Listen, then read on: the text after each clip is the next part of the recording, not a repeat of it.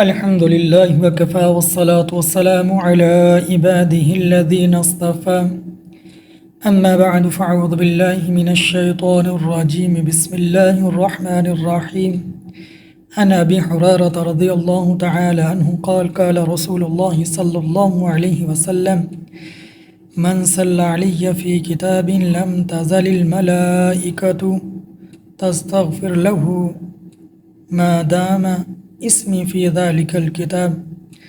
صدق اللہ العظیم۔ میرے بہت ہی پیارے ناظرین اکرام، میرے اور آپ کے پیارے آقا مدنی کریم علی نبینا علیہ الصلاۃ والسلام کے بہت پیارے صحابی سیدنا ابی ہریرہ رضی اللہ تعالی عنہ روایت کرتے ہیں کہ میرے اور آپ کے پیارے آقا مدنی کریم علی نبینا علیہ الصلاۃ والسلام نے ارشاد فرمایا کہ جس آدمی نے اپنی کتاب میں مجھ پر درود پاک لکھا، جب تک اس کتاب میں میرا نام اسم گرامی